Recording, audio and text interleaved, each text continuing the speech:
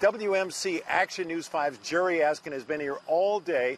He is now positioned at the command center where news conferences have been held by a Marine spokesman today. Jerry, what's the latest there? And Joe, as you mentioned, we're at the Media Command Center. We're waiting for that press conference to begin any minute now. We've been waiting for the past hour and a half, all as investigators are working to find out what caused that plane crash more than 24 hours ago. The plane burned for hours after it came down here in this soybean field in Leflore County, Mississippi around 4 p.m. Monday.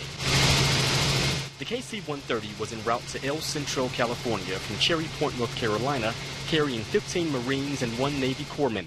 All of them were killed. The servicemen on board were from military bases in New York and North Carolina, and the plane was carrying personnel, ammunition, and weapons. They will be taking statements from air traffic control and any witnesses on the ground that may be able to contribute something to what happened. Right now, as investigators are working to learn what caused the crash, the U.S. Marine Force is providing support for the victims' families. I can only imagine it's probably one of the worst times they could be, but that's what we are here for, to provide them with chaplain support, mental health, anything that they can.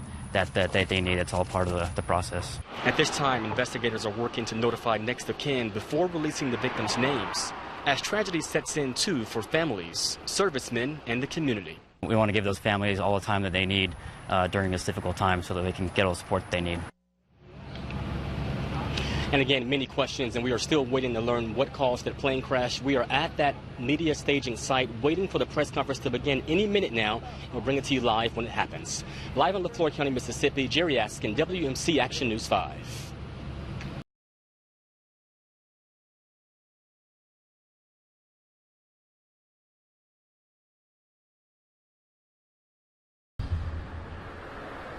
Jonathan Williamson told me kids carrying guns is simply not the way to go. He said he was sitting in his front seat when he saw a 10-year-old boy carrying a gun on his hip. He said he had to do something. He was coming out the store right here, and I noticed him. I was sitting in my car. Jonathan Williamson said he knew he had to do something when he saw a 10-year-old boy leaving this Whitehaven convenience store carrying a BB gun. I just wanted him to know that that's not the right road.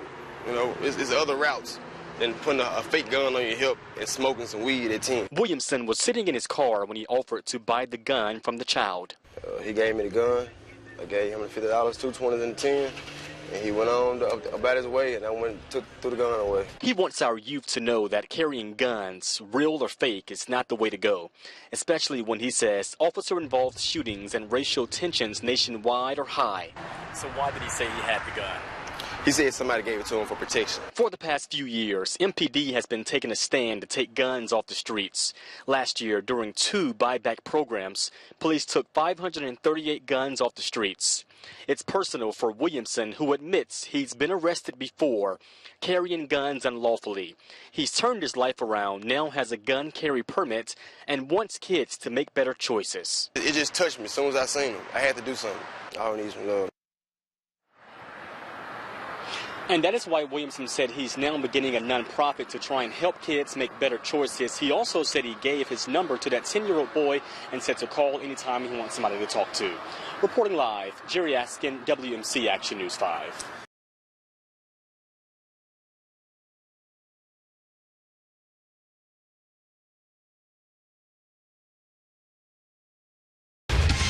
Breaking news alert, a gunman on the run tonight after robbing 2 Shelby County Schools teachers and then forcing them into their own trunk. Good evening, I'm Kanji Anthony. And I'm Joe Birch. The couple was robbed in their own driveway on Vista Drive. Jerry Askin spoke to the wife, who described the chaos and how they were able to escape. Jerry? And that wife said she and her husband got out their car to guns pointed at their faces. Next thing they knew, they were forced into their trunk. I'm just ultra thankful. I just know that it was nobody but God. She thought her life was over. I couldn't see anything but their eyes, and unfortunately those guns pointing at us. Robbed at gunpoint in her own driveway, she and her husband, who are both Shelby County Schools teachers, pulled up at their home after a concert Saturday night. Then they told my husband, get in the trunk. The other gun to him told him, get in the trunk. And they said, you too. 3 men wearing bandanas covering their faces robbed the couple, then forced them inside their own trunk. She handed over her purse and followed their instructions. I just didn't want them to shoot. If I got in the trunk, they closed the trunk. She said the men drove off in a black getaway car, taking their cash, credit cards, and even their house keys and car keys. All as the couple somehow made it out the trunk as the car rolled back in their own driveway. And I knew when that trunk opened to just, rolling or not, just hop out. This mother is so thankful her 14-year-old son, who was inside their home, heard the commotion and called police. And she has advice for people getting home late. Don't pull in your driveway. If you see anything suspicious, just keep going. Good advice there. At last check, those 4 men are still running from police. Last seen riding in a black getaway car. If you know anything, you're asked to call Memphis Police. We're live in Memphis. Jerry Askin, WMC Action News 5.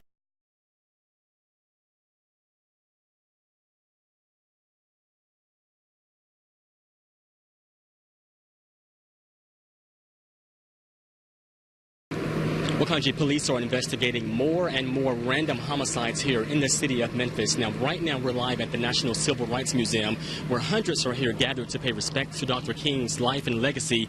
He died here fighting for nonviolence, but yet we're still seeing more and more crime here in the city.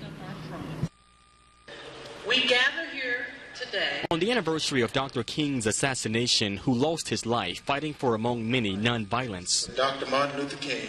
We've uncovered shocking numbers about the homicide rates here in the city of Memphis. 61 people killed so far in 2016, compared to only 35 this time last year.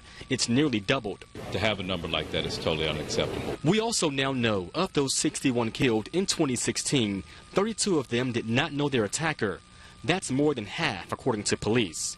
Today, we asked Mayor Jim Strickland, whose run for office was heavy on reducing crime. How are you reducing crime? Well, we've put out, since I become mayor, there are more police officers out on the street than there were before. He told me he's also actively working to reduce crime with programs like Blue Crush. The city is also working to recruit and retain more officers and add more jobs and SkyCop cameras, plus and put more police officers in the gang task force because we do, frankly, have a gang problem. Public school system that was integrated. Meantime, at the place where King lost his life, many gathered today for a wreath-laying ceremony. And just kind of reinforcing his vision that he had such a long time ago. On the minds of many, Memphis's crime problem. And I think it's senseless. I think that is something that we need to take on head first. Yet, many are still holding true to King's vision and his fight towards freedom and nonviolence. I think he would be disappointed. I don't think he would lose hope. And back live, the mayor told me within 7 days he plans to unveil his crime plan. Many people are here right now. Mayor Jim Strickland, Shelby County Mayor Mark Luttrell, Dr. King's fraternity, Alpha Phi Alpha. Now, coming up here at 6:13, you'll hear how folks here are gathered today at the National Civil Rights Museum to pay respect to Dr. King, his life, and his legacy. Reporting live, Jerry Askin, WMC Action News 5.